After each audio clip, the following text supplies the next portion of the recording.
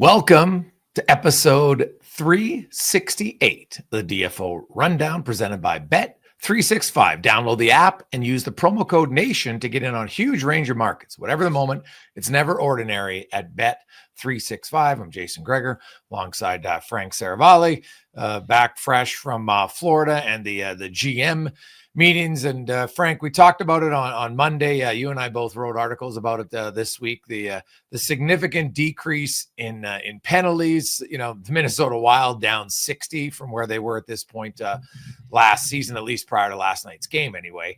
And I know that you talked to the GMs, and some of them seem surprised by it, but it's almost like no one ever wants to say anything like, "Yeah, we're not going in the right direction."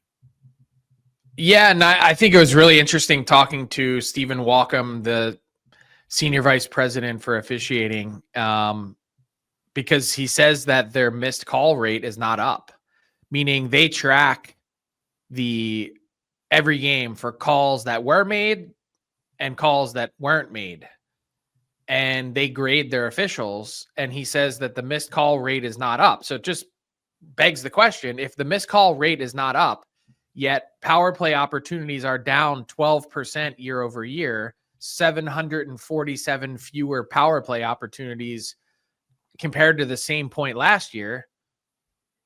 Are NHL players suddenly playing cleaner hockey than they've played? Bill Guerin, you mentioned Minnesota Wild. He says no. Bill Zito in Florida, he says no. Yeah. Basically, the only thing that anyone could put their finger on is that, hey, maybe with power plays clicking at a record rate, 21.6%, that maybe teams are more cautious. But I don't buy that either. I don't know what the answer is. No. Well, now when he says, well, our missed call rate isn't down, like, you talked about it earlier, just simply suspensions. How many of them don't even get a minor penalty and then the guy gets suspended? So you're telling me that, well, that's not a minor penalty, but it's suspendable. Like, you know, the Hedel one. I actually asked about that too. Did you know that a quarter of all suspensions come on a play without a penalty on it? Yeah. Approximately a quarter. Okay. So then that's historical. Now, does he say that those shouldn't be penalties or they're missed calls? Oh, I think those count as missed calls. And I asked, so I said, okay, so if the missed call rate isn't up, what is the missed call rate? Yeah. What did he say to that? That was not disclosed. Yeah. So, like, you can tell me the missed calls rate is up, or down. Well, I need to know what it is. It's sometimes like when you see the formulas, everybody's like, oh, expected goals. I'm like, do you know what the formula is? No. Well, then why do you just blindly believe it like it's 100% foolproof? So I don't, to me, I watch the games, and I've made a very close conscious effort to watch a lot of different games, and you'll see a penalty called in the first 5 minutes of a game that should set the standard. And then you'll see the exact same thing happen later in the game and there's no penalty. I'm like, well, how is that not a missed call rate if you base it on what you just called in that exact game? I'm with you. I agree. I think it's, look, and this is not a knock on Stephen Walkham and his department. It's not a knock on any individual referee in particular. I think the officiating in the NHL is the worst that it's ever been. And this whole idea that, oh, the game's so fast, we can't possibly catch everything. I just don't buy it when there's two referees on the ice. I don't. They can move. Yeah. They can move really well. These guys are they're fitness freaks in absolute incredible shape.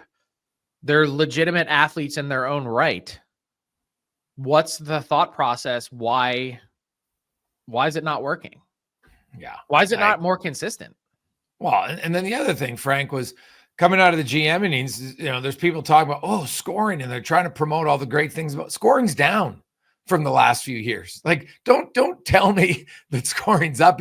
Well, we got a few more 5-on-5 goals. Well, yeah, no shit, Sherlock, because you got 747 fewer penalties. So you got more 5-on-5 time. So your rates are slightly up, but your goals are highest percentage of, it's the highest percentage of 5-on-5 goals, 78%.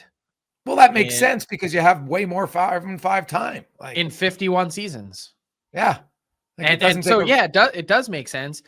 But I think this issue, if you want to call it that, is being masked by the success of the power play rate. Had the power play rate dropped and we see a significant reduction in power play opportunities, we'd be talking about, hey, what's happening to the offense because it's drying up. And instead, the offense, it's relatively flat. It's dropped, but it's compared to other years, it's close to flat, and it's crested though. It's going in the other direction. It's not going up, it's going down. Yeah. And it's been going down for a decade if you look at it historically. So is it a problem? That's the only question I have. I believe it is, because the less goals you have, the fewer lead changes you have, the fewer exciting moments in a game that you have. And I think as a sport, when it has to look big picture, why are the other sports, which by the way are more successful than the NHL when it comes to viewers, why are they doing everything to ensure they have more offense? Okay, so let me read some stats for you, because this is from the NHL. It says that this is the highest rate of, quote, close games in league history, which is, of course, a one-goal margin. Yeah, because scoring's down.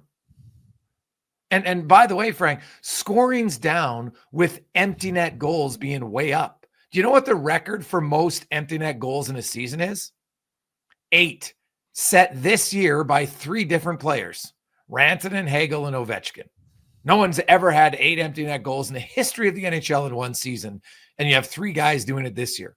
So scoring is number of multi-goal comebacks, though, it's better than it's ever been. Like, teams are able to erase deficits in a way that they've never have before. Right. Well, I would argue, because you look at game management, you're up a few goals in a game. My God, the other team's going to have to break a stick over you to get another penalty at that point. By the way, there's 400, and we're on track for 432 empty net goals, which would be also a record. Yeah. So games are tied or separated by 1 goal 71% of the time. 71% of minutes played. Yeah. If you have fewer goals, that's why you have closer. An average of 40. It's tied or a 1-goal margin for an average of 42 minutes and 59 seconds per game. Yeah. I'd like to know what the lead changes are. Yeah. They had some of those details as well. I didn't get that. Yeah. So I just, man, I'll watch lots of games, and I'm like, man, I'm watching a period and there's really not much happening. And I just think the more that goes, it's harder to grow your game. Like, hey, I get the emotion of 4 Nations. That was fantastic, and everyone's talking about it. Awesome. Well, 4 Nations isn't your league. It's unlikely that you're going to repeat that again because of the whole political landscape. Everything else that was going on at one time is a perfect storm. And I think it's somewhat delusional. The Olympics aren't going to bring it because the Olympic rules are totally different. So I just, the NHL has a chance to really, augment their viewers who are excited about it. And I think people will come back and be like, it was obviously great when it's, country versus country, but a regular season game in March doesn't tickle my fancy as much. Yeah. I'm really bullish on it. I think they've hit the success of 4 Nations plus then trade deadline, which is really exciting. Now we've got the Gr8 Chase and Alex Ovechkin, and these playoff races. I mean, this is the most exciting 2-month stretch of hockey that I can remember covering, to be honest. Okay. But is there going to be long-term benefits? Like, to me, when scoring keeps going down, I don't think the long-term benefits are there. Well, we'll see. Let's see what they can capitalize on. Now, other news coming out, there was talk about the All-Star Game, and they didn't give a ton of information, but the format's going to change somewhat. They're not going to be able to come close to 4 Nations. Heck, the Olympics aren't going to, I don't think, at times. So what do you think is going to happen at the All-Star Game? Well, no, it'd be 26. Yeah, sorry. There's an All-Star Game next year when there's the Olympics? Yes. It was already announced last year. That was the plan, was to have everyone in New York with the Islanders hosting that's the send-off. They're flying from New York right after All-Star weekend. That's when the planes are leaving to go to the Olympics. Yep. So everything's on the table is what we were told. And they have to make a decision likely kind of by the end of this regular season. So in the next few weeks as to what it's going to look like. They can punt and tell the Islanders that they'll get them back at another time. They can host an event that would be obviously not anywhere near the same level, but one thing you could do is like a 3-on-3 tournament with players representing their country, like wearing their country's jersey. You could do that. And you could get a lot more countries involved. That would be one way to do it. But no matter what, it's not going to have the same juice. As much as the NHL has raised the bar, it was never designed to be an all-star replacement. That's not what it was. I totally agree with you. It was an international appetizer for a return to international play, and then now to set the table for the Olympics in 26. That's what it was. It wasn't, hey, we're going to take the All-Star game and throw it out the window moving forward. But I think what's happened is because they've raised the bar, they're now asking what I think are really healthy questions to ask of, well, the All-Star game isn't really palatable as it is or was. So rather than waste people's time, what can we do to spruce it up in a big way or make it different? Yeah, probably just a skills competition, meet and greet, honestly. Have some other skills, like, to me, because anybody who thinks they the tried game that, they did the like shooting on the beach in Florida. Wow. I mean, they've done all sorts of different stuff that just hasn't clicked. Yeah, like I think people have to have realistic expectations of, like, I don't know why people like there's this somewhat of a fallacy that the All-Star game was always competitive.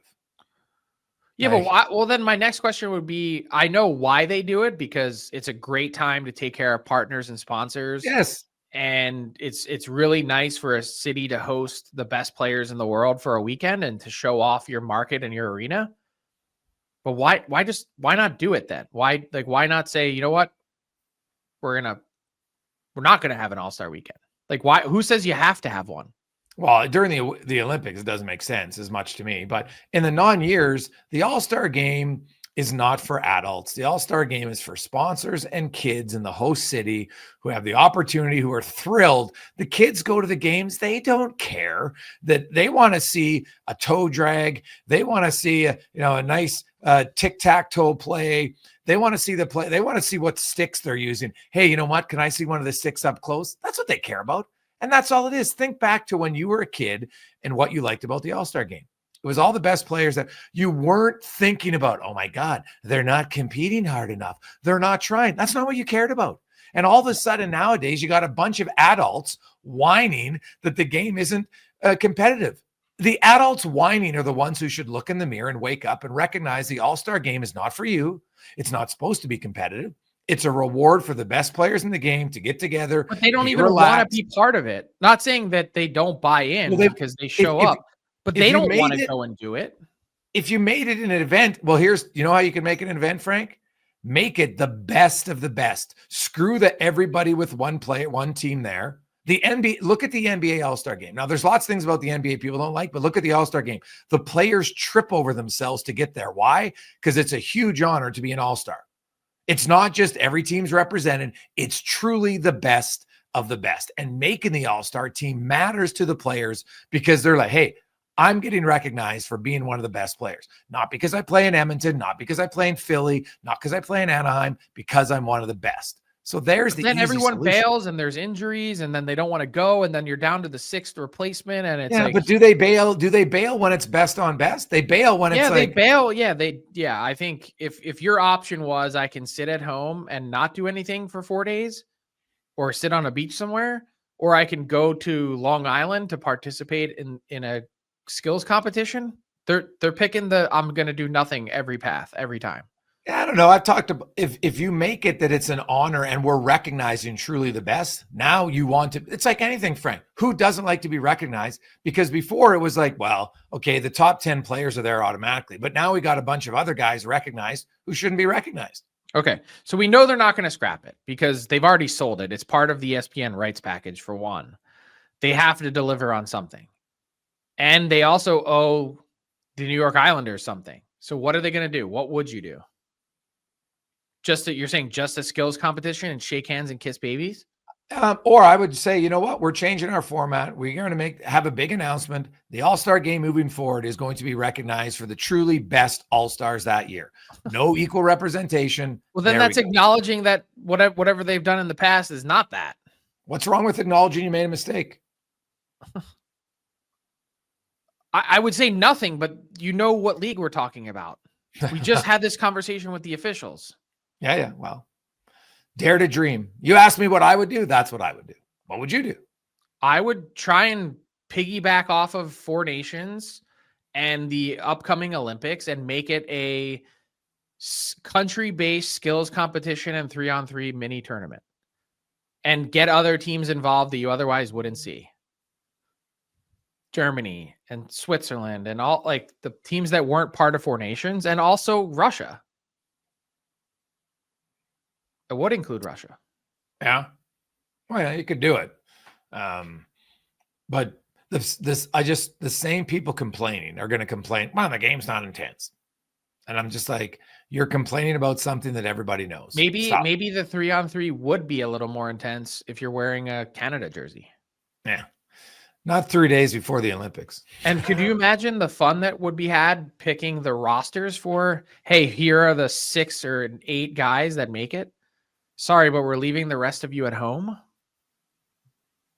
That's kind of awesome.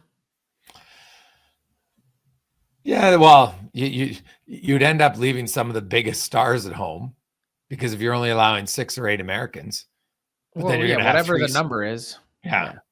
So, yeah, I like the idea of it. They can do whatever. Like to me, my expectations for the All-Star Game are it's for sponsors and it's for kids in the host city. And I'm fine with that. It was just interesting that they didn't really want to be pinned down on anything. They were very clear, like everything's on the table. We don't know what we're doing and we need to figure it out. So they actually used that phrase. I do not want to be pinned down on this. Yeah. The other thing I found interesting was, and I had Marty Walsh on my show last week. And, it was interesting listening to Marty talk about one of his first ideas and plans of attack that he had was he wanted it to be less confrontational between the NHL and the NHLPA. That was his goal as the leader as the executive director of the NHLPA. And I think he's accomplished that so far. You hear from Bettman that, hey, maybe we can get the CBA announced, before the Stanley Cup this year, potentially, right? Like you never really heard that before. So that to me is a good sign that, both parties can work together and, hopefully they can work together to make some things better. But the last thing the NHL fans deserve is any remote discussion. All you're talking about is salary cap's going up. It's going up a lot. There should be like zero reason why you can't get a collective bargaining agreement done sooner than later. Because all you're telling everybody is how great your league is. Mm-hmm. And I think they will. I think they're pretty bullish on that. They announced, or at least Gary Bettman announced on Wednesday that they're going to be, they plan to begin discussions with the NHLPA in the first week of April. So they hope to do this quickly and quietly, is what he said. Do you see anything of significance being new in the CBA? Well, there's definitely going to be things that are significant that are new. I think it really depends on what are the asks. What are they looking? What is each side looking to accomplish? And when you tell me how deep those cuts are, meaning how big the asks are, I'll tell you A, how quickly a deal is going to get done, and B, how significant it is. It's hard to know. Both sides have been very careful to keep their cards close to the vest. Like we knew before that heading into the 2012-13 lockout that the league was looking to change the share of revenue to go from 57% to 50-50. And when it was 57 players, 43 owners, that change from 57 to 50 has resulted in a net distribution of $4.3 billion to the owner's side over these past 12 years. Yeah. So you might say, hey, thanks for stopping the game for 4 months. We started that season in January. But for the owners, those 4 months have gotten them $4.3 billion. They're going to do it every time. Not to mention the billions they've got from 2 expansion teams in that time as well, that the NHL players get none of. Well, not to mention the skyrocketing franchise values as well.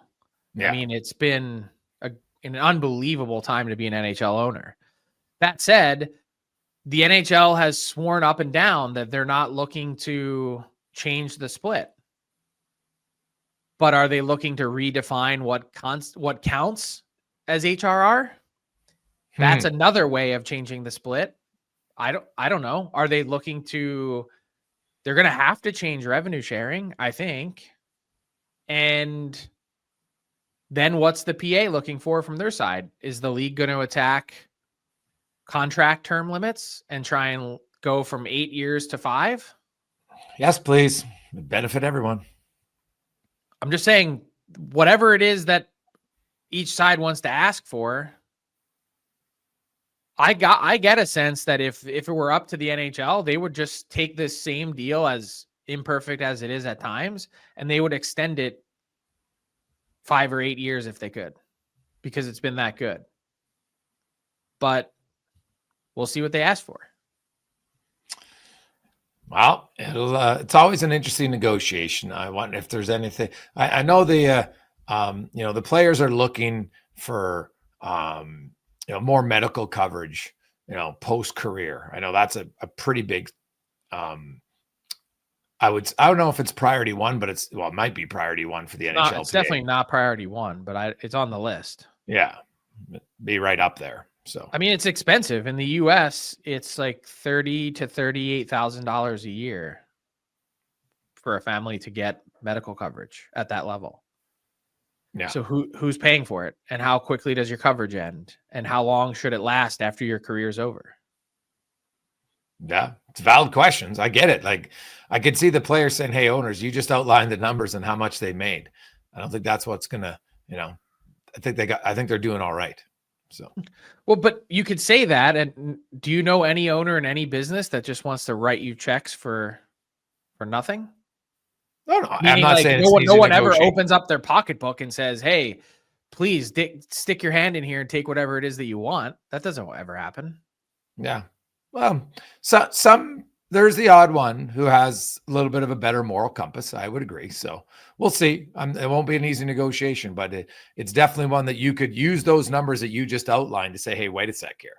Don't not sit to use your words though, but moral compass. Like, I mean, are the players being paid a fair wage for their work?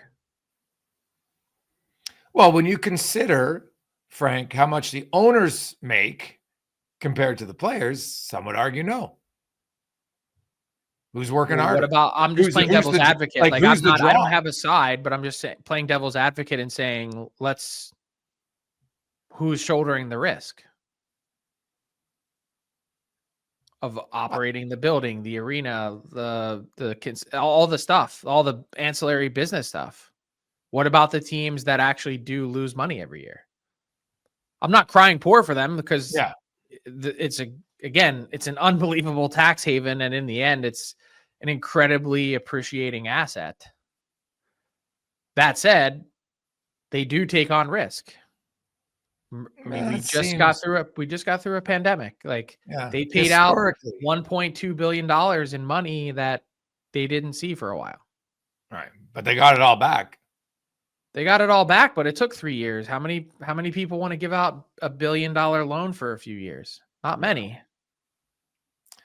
When you get it all back, at the end of the day, it didn't really hurt them. So it'll be interesting to see. Best deal that they could get. I think the COVID deal is maybe some of Gary Bettman's best work ever. Yeah. So we'll see how it plays out. I just, for hockey fans, I hope there is zero discussion ever of any sort of labor strife again. Can't tell us on one hand that everything's rosy, Frank, and everything's great, and then suddenly, oh geez, we can't negotiate. We got to lock you out again. Like, no thanks. I just don't think the players have a stomach for it. This generation of players, I think they've seen the losses that their previous generations have taken, and they just say, whatever it is, just get it over with. You could be right. I also think that Marty Walsh might be the best negotiator they've had, though. So we don't know yet. He hasn't negotiated much of anything to this point. Yeah, he has a longer track record of history with it, I think. So, and I will say, Frank Talk, I've heard more positive comments about him than I have in any predecessor of him for a long time, from agents to players. Like they're very much more positive about him. The Union has never been more well run than it is at this exact moment in time. I don't think the relationship, at least in Gary Bettman's tenure as commissioner, the longest run of anyone in pro sports history, I don't think the relationship with the Union has ever been stronger. But again, it's not a predictor of what's to come. It's true. Let's bring in Tyler Yaremchuk to the pod. Ty, how you doing, man? What's going on, boys? Back and ready for a new edition of Fill in the Blank. It's brought to you by Bet365, where every nail-biting overtime win is a barn burner. Every face-off, hat-trick, power play, shot on goal in between is suspenseful. Whatever the moment, it's never ordinary at Bet365, an official partner of the NHL. Download the app, use the promo code NATION to get in on the game. I got a couple of things I want to get to with you guys, but first, over on Bet365, they have odds up for will a team hit the 120-point milestone in the regular season. So it's only been done 4 times in the last 10 regular seasons in the NHL. Your options obviously are between Washington and Winnipeg. Caps are at 98 points in 68 games. Jets are at 98 points in 69 games. So let me start with this. There is a blank % chance that a team hits the 120-point milestone, Greg's. 0. The Jets would have to go 12-1. The Caps have to go 12-2. So 0 for me. Frank? Yeah, 5%. 5%. You can get the odds. Caps are plus 375. Jets are plus 600. You can the price. Actually, I was wrong. It's 11. Sorry, 11-2 for the Jets, not 12-1. Just see that. No, that's not so bad, Greg's. I don't know, 11-2. 11-3 for the Caps. But no.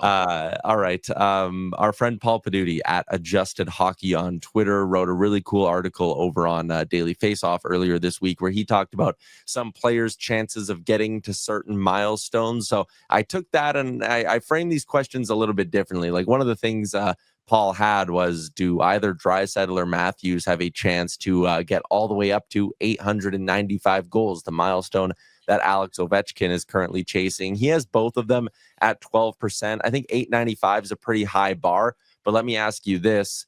The player who will be, the player with the best shot at finishing third in all-time goals between, I guess, Pasternak, Draisaitl, and Matthews. The player with the best shot at finishing third all-time is blank, Frank. Draisaitl. Ooh. So this year changed your mind a little bit, because I know at the beginning of the season you were talking about Matthews being a guy who could push. Yeah, I think he could. There's a big difference between Draisaitl's availability and dependability so far and Matthews. Like Matthews has been missing, it feels like 10 games a year consistently, right? Am I out of line by saying I'm not looking at the numbers, I'm just spitballing that?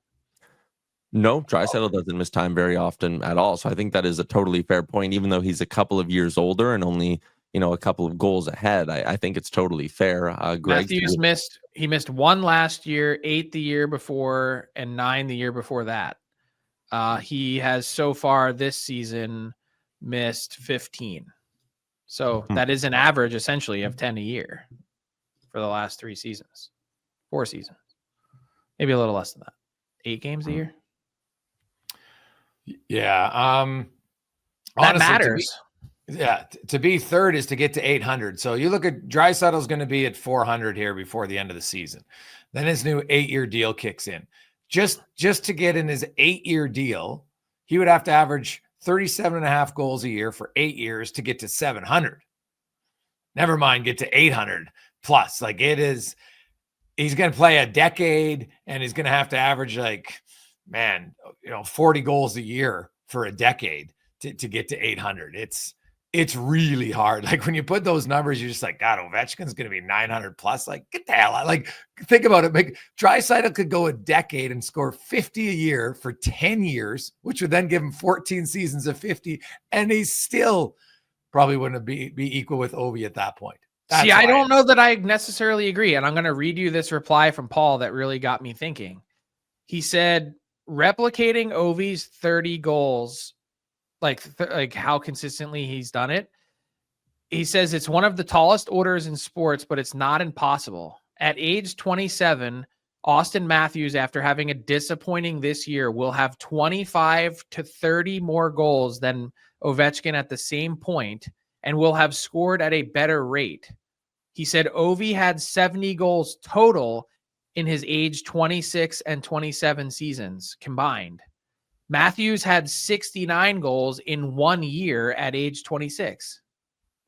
70 goals combined over 2 seasons. Matthews had 69 in 1. It's really not like you start to do the math and you go, he has a 12% shot at getting to 895.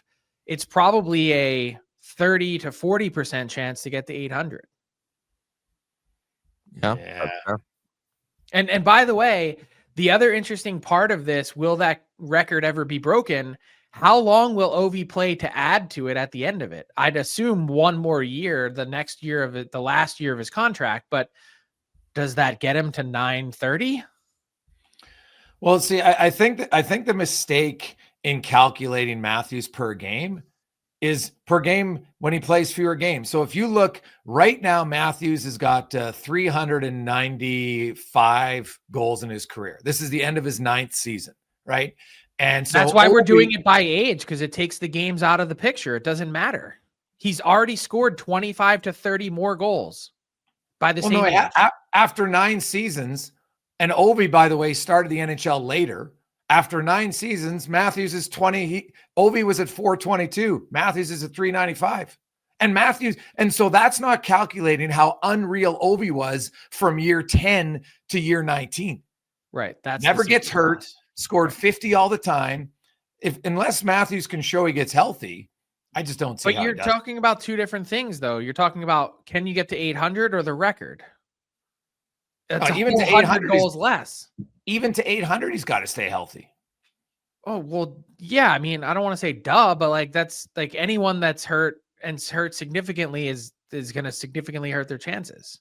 Yeah, but historically, if you look at guys who average, missing 10 games a year, do they suddenly at age 30 increase their games played per year?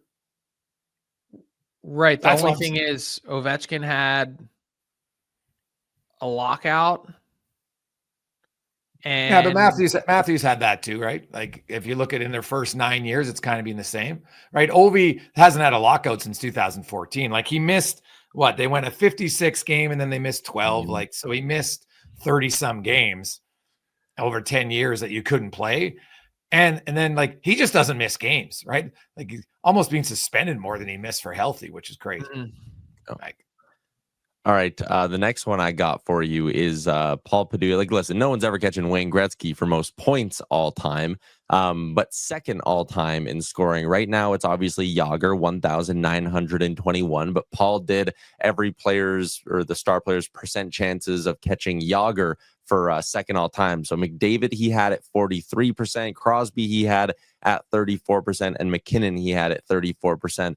As well. Where I'm going to throw a wrinkle into this question for you guys is I'm going to put in 10 years time. So by year 20 of Connor McDavid, because this year, it's year 10 of McDavid. So by year 20 of Connor McDavid, blank will be the second all-time scorer in the NHL. Will it be Crosby? Will it be Jagr? Or will it be McDavid, I guess, Greg's? Oh, I think it'll be McDavid. I wrote about this last year. I crunched all the numbers of just what pace he needed to be at. And when you consider, he'll have a season again of 120 points, 125 or 30. And he's been relatively healthy in his career. He had the one injury, but it happened the last game of the season, so he didn't miss any games. So maybe a little bit lucky. But I think McDavid for sure is going to be there. He's already over 1,000 points. So he's going to need in the next decade, less than 100 points average a season. And when you look at Crosby, who never scored as much as McDavid early. Sidney Crosby's had seasons of 94 and 95 into his late 30s. I see no reason why McDavid can't do the same. So even if he has a few 120s and then all of a sudden he's at 90, he's still going to be there. I'm not casting a shadow. I think it's going to be really hard for Crosby to get there. He's going to need to average like 84 points each of the next 3 seasons to get to Jagr. Oh, no, that's why I said McDavid will be second. Yeah, no, I agree. But I'm saying, I'm just doing the math on Crosby in real time. He's 253 away. He only has 2 years left on his deal. That'll bring him to age 40. Is he going to continue much beyond that? I mean, it's possible. He can get there for sure. He would have to keep playing, I think. But he's not going to get it on this next contract. Well, maybe he wants to keep playing until they make the playoffs again, so he'd have to sign another deal. Hi-yo! It's going to be a while. Yeah. Sorry, go ahead. I do think Connor McDavid will be the second player ever to get to 2,000. Yes. Yeah. This is like the most quiet 100-point season anyone's ever had, is what he's having right now. Yeah, and McDavid's doing what he normally does, heat up ridiculously in March, and yeah, you're seeing that again from him. He's, he had a 3-point game again. He's able to elevate his game in March every year. It's kind of crazy, but just another one, since we're talking about the records, it's been interesting to watch how the odds have fluctuated throughout the year. At the beginning of the season, I believe you were getting Ovi to break the record this year at like plus 300, plus 350. Then about 10 days ago, it was actually all the way down to minus 250.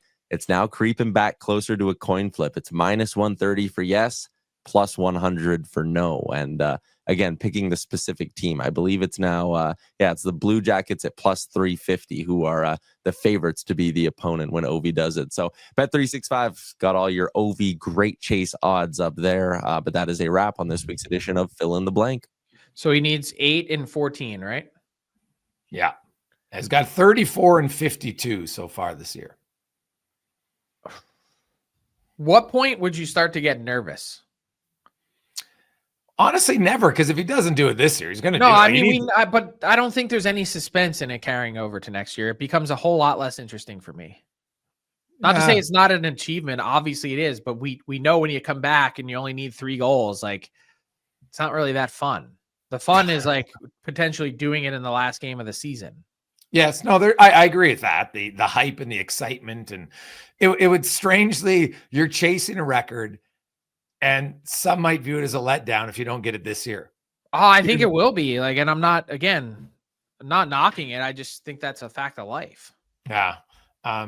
So if he gets down to like needing 8 goals in 8 games, is that when you start to sweat?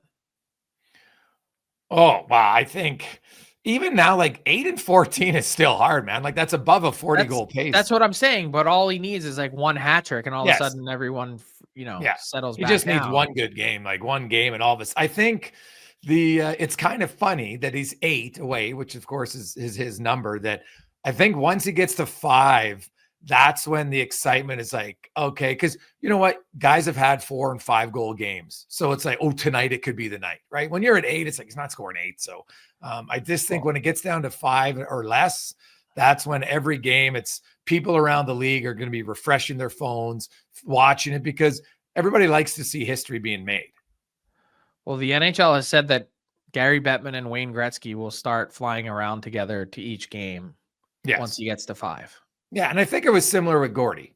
So makes sense. Like, why wouldn't you be? Like, you'd expect him to be there. I think it's, it adds to the storyline. It also adds to the pressure too, right? Like it just, Ovi so desperately wants to score, but it's still hard to do, right? Like you can, you're going to try to set the guy up all you like, but it's still, I got to hit your shot. And I think it's odd, but the pressure, like, I think the pressure really mounts. You get to those final few goals. And I think he's probably feeling it now. He's really just beginning to talk about it a bit. He's wanted to avoid the subject to this point for the most part, so much as he can.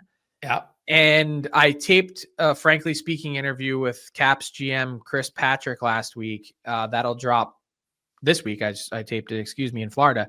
It'll drop next week. And I think that it'll be beneficial for all of the Capitals players if he can get that off his back before the playoffs. Yeah. So you look, they got 5 games left this month. They got the Flyers tonight, then the Panthers. Those are both at home. Then there are 2 road games in Winnipeg and Mini. So it kind of has like a favorable schedule as far as, not a lot of games, 2 days off, Winnipeg day off, Minnesota, not a ton 2 of days. travel. They got a bunch of home games. They got some favorable opponents, Flyers, Sabres, Blackhawks, Islanders. Like there's a bunch of teams, and particularly with how bad the Islanders penalty kill is, you might be able to victimize that a couple times. There's definitely openings, and there's lots of home games too. And by the way, ticket prices have gone up pretty significantly for the remainder of the Caps home games, not surprisingly. No, not at all. Well, you look at like Columbus and Islander fans, a lot of people are looking at those Columbus games on the 12th and the 13th, but you got the Islanders on the 6th and the 15th as well. So they play in a span of 5 games. He plays the Islanders twice, Columbus twice, and then in the middle, the third game is Carolina. So for fans who want to kind of, if you're, to sit, hey, maybe it can be in my building, Islander fans on the 6th and Columbus on the 6th and the 15th, they might be those might be the best tickets to buy. So Tyler was asking which team or will a team get to 120 points? Not that you want to, because you want to be playing your best at this time of year, but is there one, if it's the Jets or the Caps, can either one of them afford to take their foot off the gas a bit, given that their standings and place in each of their conferences are pretty well sewn up? Well, man, if I'm Winnipeg, I'm very much going to try to rest Hellebuck a few games here or there. I got 13 games to go, right? Like there's no reason for him to start 10 out of 13, for goodness sakes. Like why? Right? Like Winnipeg this whole season, they've played very well. They've earned their first place. They've got a 9-point lead currently on the Dallas Stars. Stars do have a few games in hand, but Winnipeg just wins 6 out of 11. And you got 110 points, and Dallas has got to get 21 points to catch in 15 games, right? It's pretty difficult. So I think honestly, Frank, like I look at Winnipeg, maybe more so probably, and I don't know what, because of their past history in the playoffs, and I want Hellebuck super rested. He's such a key part of their team. And not that Thompson isn't in Washington, but I don't know. I find that they don't seem to, there's not as much emphasis in Washington on Thompson as there is on Hellebuck and Winnipeg. Okay, here's a fun question. Whose record is more impressive this season? Hellebuck at 39, 10, and 3, or Thompson at 34 and 5? They have 4 regulation losses when Thompson's in net. That's insane. Yeah. But it's a fun question because Hellebuck has as many wins as Thompson has played total. Yeah. It's just that Thompson has a better win percentage. Yeah. Well, he gets more run support in his games. I think I saw like they're really up there. Like Washington can kind of blow you out a little bit. So, Could you imagine 4 regulation losses and a half of season played? Like that's insane. Yeah. Well, you've gotten points in 35 of 39 appearances. You've gotten points in 35 out of 38 starts. He had 1 game that he came in relief. That's a trade that's worked out for them quite well, I would say. What do you mean? Well, you look at bringing in Logan Thompson from Vegas, right? Like that's been great for them. You look at a lot of the offseason moves, like you just mentioned, like when we talk GM of the year, Caps GM of the year, should it not be? Like when I talk, they changed GMs though. The trade was last year. Yeah, but even look at Chychrun, look at Dubois, Radish. Like I look at the moves they made during the calendar year. It's hard not to have him as a top candidate. Who would be in the running for GM of the year? Well, I think Jim Nill, because of the Rantanen deal, is automatically going to get some consideration. And I wish they'd make it before the conference finals. I wouldn't necessarily agree that. I'm not saying obviously Jim Nill's done a fantastic job, but if I'm looking year over year at the changes that they've made, I do not like the right side of their defense. I don't think Matt Dumba was a good signing. And I don't think I'm not sure of the Cody Ceci trade yet. And I just don't know that. Think about where we were with Dallas last year in the conference final, playing against Edmonton. That defense was like 3 guys short of being able to compete. They didn't really fix it in a humongous way this year.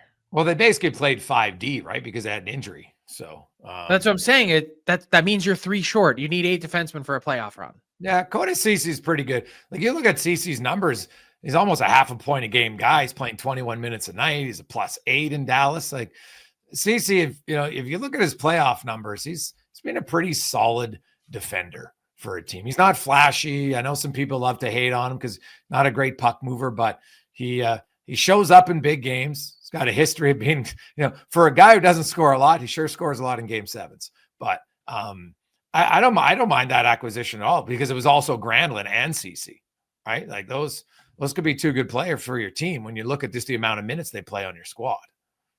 But just Rantanen alone, like for me, you acquired a superstar player for your team. Like that's not many guys who can say they did that. Yeah, right. But we can.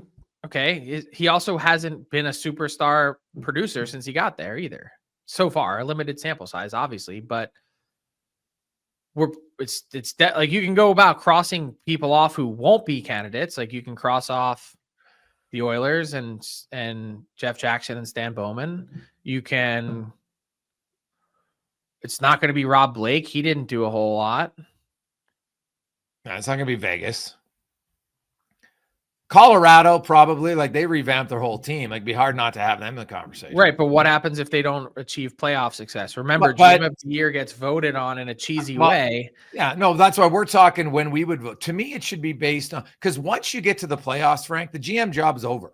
He's built your team. He's given you the right pieces. Oh, that's why they do the GM meetings last week, because everyone lets their hair down, because it doesn't matter how much you want to fix things. It's your roster is what it is now. Yeah. So you could have a GM who really did nothing all year, kept his team intact, and they have a good pieces, right? And they're going to go to the final.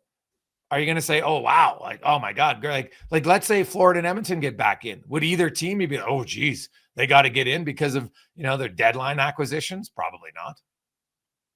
What about Toronto? I think this version of the Leafs is the best version that we've seen in 6 years. I'm not saying they're going to win. I'm just saying I think their defense is way more well-constructed than it's been. And I think their goaltending tandem, although it seems now like Joe Woll is positioning himself to supplant Anthony Stolarz as the game 1 starter in the playoffs, this team's better, I think, on paper than they've been. Agree or disagree? No, I would agree that they've improved some areas, yeah, but the thing that always gets overlooked in Toronto is how their best 4 guys produce. And that's the GM didn't change any of them, right? Nope. They kept with the same.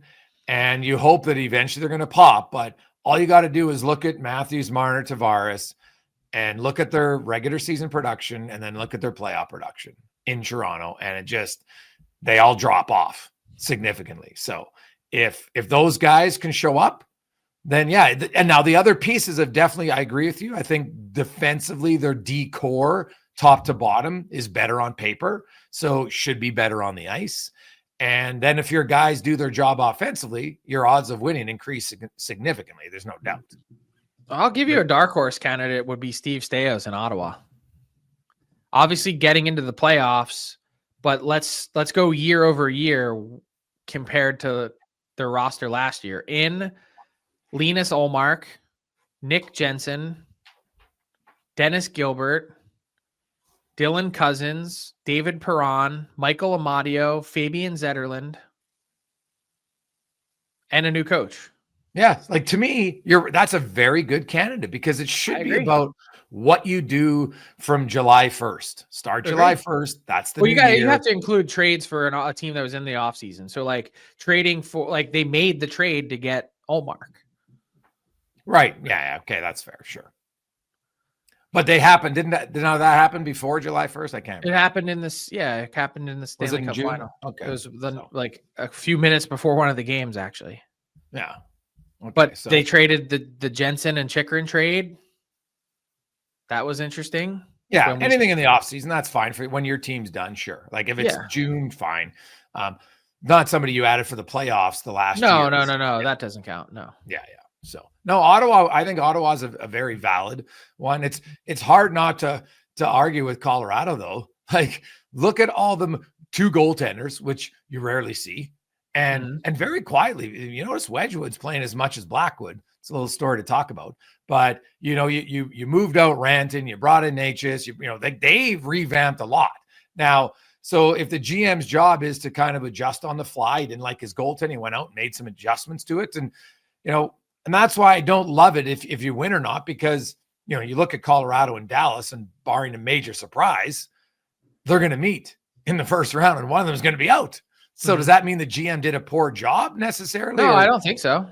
Yeah, no, me neither. That's why I said I think it's voted on in a cheesy way, and I would tend to shade if I don't vote on this, but if I did, I would tend to shade my vote toward teams that made the biggest strides from year to year. Like I think the Canadians deserve some credit, Kent Hughes and Jeff Gorton, with the work that they did. By the way, dropped a pod with Kent Hughes yesterday and went through the entire state of the Montreal Canadiens. Their build has been methodical and very process driven. For that team, if they sneak in and become an 8th seed, like they should get some consideration for the build.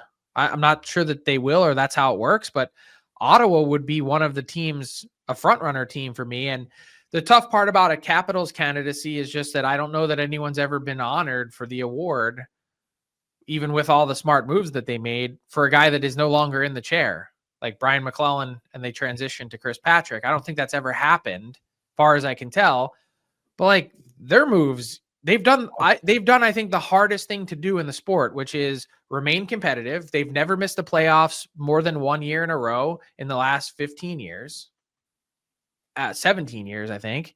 And with that, they've now retooled and are the best team in the East. And they got some really good draft picks coming too. That's the thing. And that was one thing Chris Patrick talked about in our conversation. He said, look, I could have gone out and made a big splash at the deadline, but I didn't want to give up any of our prospects. Yeah. And his team's pretty good, so I can understand why he wouldn't. I know and Bettman was asked about it, Frank, and I don't agree with him on a lot of things, but I love the fact that I know people have talked about 1 versus 8 and they want it. And they're like, well, because I don't like the 2-3 matchups. I think people have to understand, usually there's 6 100-point teams in each conference. So the 3-6-4-5 is basically the same as the 2-3 you have right now. They're all going to be 100-point teams. So whether it's Toronto playing Carolina, Toronto playing Boston, Tampa Bay each year, it doesn't really matter. And funny enough, if you go to the 1 versus 8, Toronto had fewer opponents when they made the playoffs all those years in the early 2000s in the 1-8 than they have had in the current division, top 3 in each division format. So if you're going to lose, I'm with you. I like this format. I know. Yes. I'm also with you though in the crossovers. Like we should eliminate that. Yes, the crossover should only be there if you have 5 2 teams from 1. Yeah. Yes, right. And it's a simple one. Like that's the easy fix. Everyone's looking about 1-8. I'm like, fix the one problem. It should be 1 versus 8. If it's 4-4, there's no 1 versus 8. You're playing the worst, which is normally that team anyway. So, well, yeah, Nashville, Vancouver last year should never happen. No, 100%. That was I did that series every game of it, and it was painful. So yeah, it's just dumb. So that's to me the fix. But there's no 1-8. In that vein, though, this is going to be an unpopular take, but if you are a general manager, like no owner will agree with this, but if I'm either Jim Nill or Chris McFarland and my team isn't going to win the Stanley Cup anyway, I'd actually rather them be done in the first round. Like if getting to the conference final, yes, achievement to get to the Final Four, sure. In the end, no one's going to remember the season. No one's going to remember the run. You don't get a banner for it. You don't get a ring. There's no hockey immortality connected to it. I'd rather my guys not go through an extra month and a half of wear and tear if I can avoid it. I want them as fresh as possible for next season. You don't believe in you got to get a thicker skin and learn how Not to for go either through of that? those two teams. Not for the Avs have won. They won a Stanley Cup in 2022. Their top dogs know how to do it. The Dallas Stars have played in a final. They've played in multiple Western Conference finals. I don't see any added benefit for either one of those two teams to make it to the conference final and lose. If you're going to lose, be out quick. Your owner is going to hate that sentiment because each round is probably $15 million in their pocket. Yeah, but when you mentioned Colorado, we just talked about how many guys are left over from that team. McKinnon and Makar and Lehkonen and Taves, but I guess Nichushkin, Josh Manson just got hurt, but the rest of that team's pretty new, right? Like your goaltenders, your other guys, like they kind of want to get the pressure. So they have such a different roster now. I don't know if I would necessarily agree with that. Just because it's funny. It's like it's already 3 years removed from them winning a cup, and there's lots of roster change. Yeah.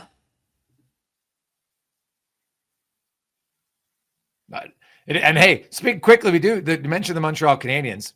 They're in the playoffs. How about a Montreal? Who would have thought, Frank, on March 20th, that the Islanders Canadiens game has huge implications for the playoffs tonight? That's a massive game between those two teams tonight. As the Islanders, they don't go away, and suddenly they're 3 points behind the Canadiens. They each have 15 games left. If the Islanders can win in regulation, now suddenly they're a point out of the playoffs with 14 to go. So that's a massive game that even a month ago, no one would have thought that game was going to mean anything.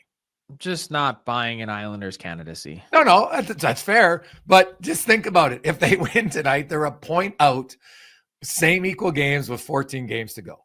You can't say they're not in it at that point. What's the saying? If ifs and buts were candies and nuts. And by the way, did you watch any of the Calgary Ranger game? We've thought the Rangers would have quit a long time ago. They had quit a long time ago, but if you thought that they were going to come back and be a playoff team, they rolled over. That was awful. Big win for Calgary. You know what's wild about this season? And I'll tell you this on our way out. We've seen a point-by-point dissection of the Vancouver Canucks season. Limb by limb, we've picked them apart. Pettersson, Miller, everything else that's happened. Hughes injury. The smoke that Rick Tocchet is getting in that market, which is insane for a guy that won the Jack Adams last year and should have, he should be treated like he walked on water.